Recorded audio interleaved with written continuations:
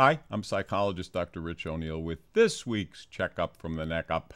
The State Fair and the case of the disappearing blooming onion.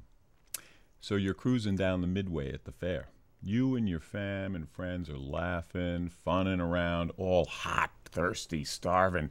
Smell the sausages, listen to the fries sizzling, calling out, "Eat me, eat me."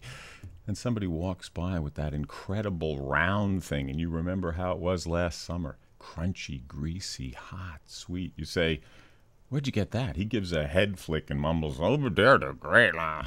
And you haven't had one for a year. But your doc's stick in the mud voice in your head says, "Your cholesterol's too high." "But I'm only 40. I haven't had a heart attack. Yeah, I'm a little squishy where ripped would be great, but pretty good for over the big 4-0. I'm in shape." 2 seconds later, you're looking at the cute kid behind the counter, smiling in your eyes. Your bud, a 20 in hand, says, "How many blooming things do we want? You ate a whole one last year yourself, big boy," and pats your gut. "Spare tire a little flat, isn't it?" Sure, Dad died of a heart attack, but he was 70. Why worry now? Now, you had a plan before you came to eat good stuff, stay away from the junk. Well, onions are vegetables. What do? Hold up your index and middle fingers in a V. Do it now with me for real. When you get to the fair, do it in your head so you don't look too weird. This is your fork in the road. The moment of choice that makes our lives healthy or not is at the base of the V. Win this one. And next time around, you'll be stronger and might win that one too. Index finger points to the automatic, the old habit triggered by the memory, smell, taste, pleasure, the full belly. The middle finger points to some vague goal of lowering cholesterol. You can't see that, taste it, smell it, hear it. We don't fear things years down the road very much. We make our habit choices based on what we feel now, want now in the caveman brain, unless we remind ourselves of our long-term goals and make a real judgment and a real choice. So make the fight a fair one.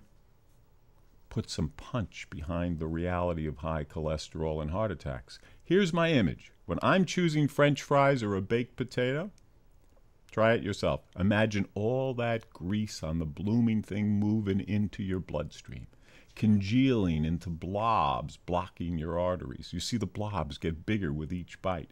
Then one blob breaks free and speeds down the tubes to your heart. And you see the space is too narrow. It can't get through. The blood pressure builds. You feel a crushing weight and grab your chest with your hand.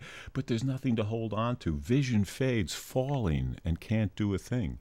Your wife screams your name. Your kids cry. No thanks. I'm going to get myself some of that great roasted corn we just walked by and a lemonade, a really cold, healthy, tasty one.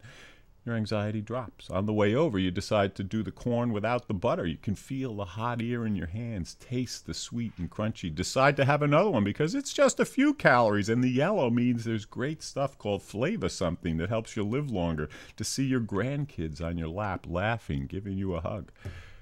Don't forget the baked potato for $1 in the sand sculpture building. This year they have sweet potatoes too, I hear. Yellow and orange, good for us. I'm Dr. Rich, Potato Head O'Neill.